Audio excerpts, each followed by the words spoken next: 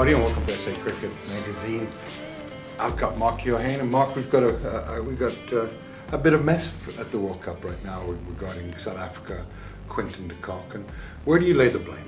I mean, that's squarely, exclusively, solely with Cricket South Africa's administration. That 18 months before this World Cup to have some form of policy in place, if they could get to that common ground.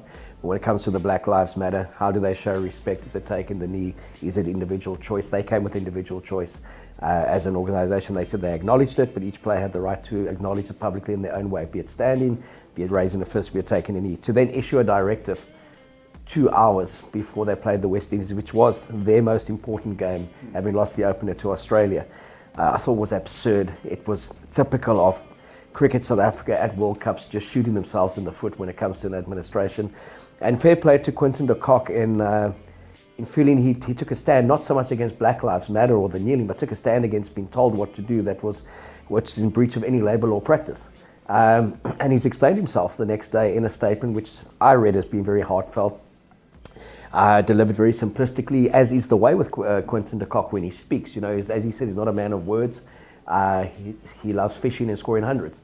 But I just felt appalled by what had happened, and I felt even more disgusted by Cricket South Africa welcoming his apology and saying he'll take a knee if it educates it, because it misses the point of what they did.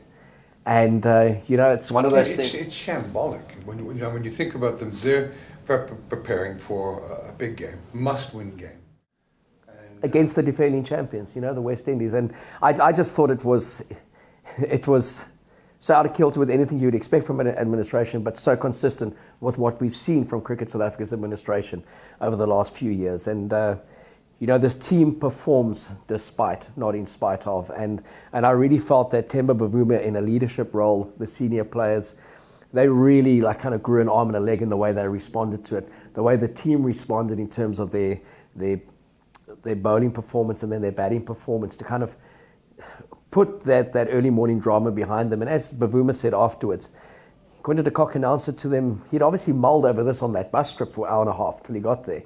And he said they were shocked by the whole thing, that on the morning of the actual match they would get this kind of instruction. There was no discussion that went on. And de Kock said this again in his statement. He said, we had 18 months to discuss this. We had culture meetings. We had culture camps. We had Zoom calls. Why 2 hours before a game? That's the way it will be, or you will suffer consequences. And I think his thing to them was, what are those consequences? Because there actually can't be any. What disappoints me then is the other people on the team that took the knee when they hadn't been taking it before. Well, I think again, each one's individual choice, and maybe they didn't feel that strongly about it. So I think what was interesting was how the team rallied behind Quinton de Kock. The black players, the white players, they were like, he's part of the team, we respect his decision, and we know he's the kind of guy, if he makes a decision, he's willing to front any consequences that come with it. So there was again no accountability from Cricket South Africa's administration to say we should never put them in this position. We are very pleased in the short term for this tournament, it's been resolved. Quinton de Kock has said he would do this. It's a bigger issue we're going to address when we get back home. Nothing. It's like we cracked the whip and he's bent the knee and he'll take the knee. To me, it's so much bigger than the symbolism of taking a knee. And de Kock said as well in his statement, he said, I could have just gone down on a knee, been a racist, and not thought anything about it and lied to myself and the world. Then what? And he said he's always been personal about his reasons. And given what's happened, are these born out of the unfortunate incident or the horrible incident of George Floyd? Is it? Yeah, I think that's where the whole thing started, and also especially in America, where that became a symbolism of a protest. So, again, it goes back to and I keep on referring to his statement because that's the first time he's spoken about it. Quinton de Kock is he wants to be judged, and he says he's always been judged by how he acts.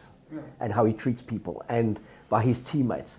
So I just felt, here's a guy again that half his statement is defending that he's not a racist, where him saying why not taking the knee would have him accused of being a racist, and the person next to him may have taken the knee and been the biggest racist for all we know. So it was again a very unfortunate situation that should never have happened, and it really undermined what was a particularly special day on the field for South Africa, and that was only their 14th win in 30 T20 matches, and it was a massive one. In the context of the tournament, they lose to the West Indies, they're pretty much gone within the first few days of the competition. What was hell of encouraging was the way they won, and they actually managed to do it without their biggest hitter there and most influential player, Quinton. So he will be back over the weekend playing. And, let's just hope that the way they performed is kind of what they can take through to these latter stages, because they have to knock over England to have a realistic chance of going through. So, it's again, the apology that should have come out this morning should have been Cricket South Africa to Quinton de Kock and to all the cricket fans in this country. Yeah, none of the sporting bodies seem to be held accountable to anybody. Never. It's just, and the players are always they get the short end of the stick. And Well, is it any wonder why they want to go and play T20 on the Pro League? Well, you look at a Faf du Plessis and a Chris Morris and A.B. de Villiers.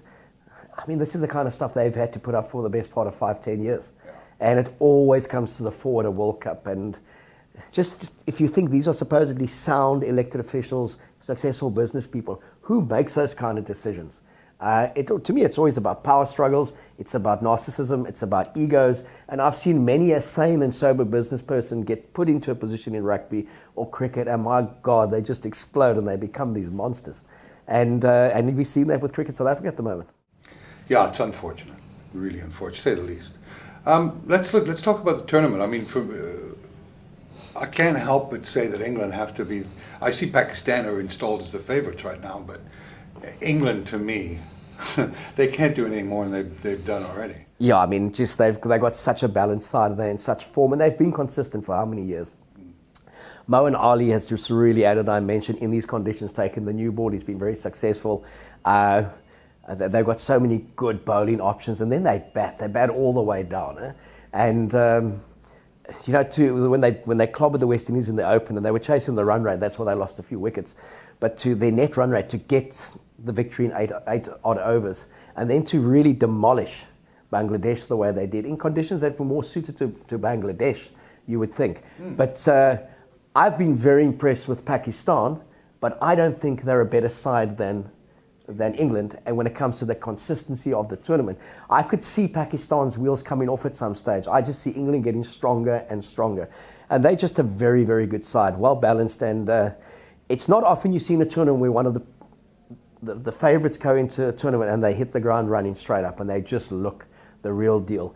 India's 10-wicket defeat by Pakistan surprised me. I didn't think they would lose to Pakistan. Also, never imagined they would lose by 10 wickets, but that does put them under a bit of pressure. Yeah, because you've got a side like New Zealand that's very capable of having a good day and knocking them over. Yeah. They lose two, they could be in trouble.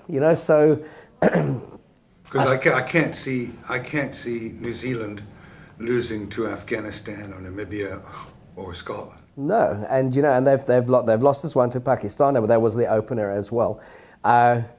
It's an interesting group that's going to unfold on that side. We've been focusing a lot on the South African group. They called it the group of death because of the teams that were there. But we've basically got to win every game, including England, to get through. Because Australia, I think, will get stronger on our side. And it was really one I felt that got away from us. We really fought back brilliantly. Our batting was poor. And it's everything we spoke about, Kev, in the build-up to the tournament. We've got this amazing bowling attack. It's so balanced. And Nokia is bowling with pace. He's on the 148, 150. He's going for 13, 14 runs. He's taking vital wickets. And then our spinners, Maharaj and Shamsi, have been very good and consistently good. We just needed that top six to come off. And then the way they batted against the West Indies is what you would expect of them. Against Australia, not so much. But I do think Australia a better side than an aging West Indies side. But England looms large for me at the moment. And if it was England playing Pakistan 3 times in a row, I'd put money down on England winning all 3. But nice to see how this Indian side is going to respond to a bit of pressure. It is, and like you said, there's no room to slip up. It'll be interesting, the New Zealand game. India could be out after that. The pressure will certainly be on India. But like you say, England haven't put a foot wrong. They're deep. They're gelling at the right time. And they're just, they're dismantling teams that they play. Yeah, and to dismantle a team in T20 is also monstrous, when you've only got 20 overs to decide an outcome. And that's why T20 works so good for the minnows, because you're in with a shot. You have 2 good overs, you could potentially upstage a team like we saw in the past with the Netherlands beat England. It's not a 50-over game. So for them to be crushing teams, as they are in such good form. But what I have enjoyed about the first 10 days of the tournament is the Namibian story. So they beat the Netherlands, they beat Ireland, which I thought was a fantastic one. Ireland's a decent side. And then they beat Scotland, something you called as well. Quite a few South Africans in that side, former Proteas, David Wiese being one of them. But an interesting stat, 8 of the 21 man of the match performances so far in the tournament come from South African-born players. And again, just shows, and no one's saying any of those players should be in the Proteas side, but it shows the quality of player we deliver again, and that we send out to the world. And one of them who wasn't is Devon Conway, who I thought just batted way down the order for New Zealand. He should bat right at the top. He's a wonderful strike of the ball. But yeah, I've actually enjoyed the tournament. I've enjoyed the slower pitches because it's made it more of a contest outside of the England games. We're ordinarily looking at 180 plays, 185. Here it's a 130, 140 game, 120, and bowlers feel they can actually defend 120 if you've got a good attack, and the ball softens up. It's a slow track. It's not made for stroke play, and all of a sudden you're coming down to a lot of nuance in those last 5-6 overs. So yeah, I've enjoyed it more than I thought I would actually. Yeah, me too. Look, it's the 4 teams going through each semi-final is going to be an interesting semi-final. I suppose Pakistan are favourites because the bookmakers are probably factoring in that India will finish second in that group, and then that they will play England. So you'll actually get what should be the final at the semi-final. Probably looking at Pakistan, maybe in Australia. What I do hope doesn't happen is somehow Australia comes through the back door win. They've got they're the kind of side that tends to just pitch up in World Cups. Yeah. They did that in the 50 overs game. They've done it. So they've been fairly competitive whenever in T20s. The last 2.5 years they've been very inconsistent. They've blooded a lot of players. But the one thing they do have is a known ability in a fight to play the big occasion well. That's a question mark still for me with Pakistan. They're going great guns at the moment. Fantastic win against India. But the moment the heat is on them when they're expected to win, we've seen them fall apart in the past. Yeah. Well, it's all to play for, and it's been, like I said, you said it's better than you thought, and same for me.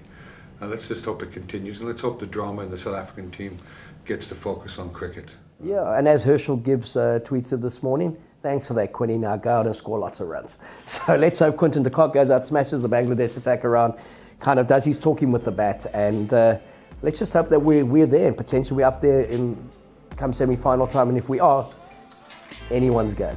Let's hope so. Thanks, Mark.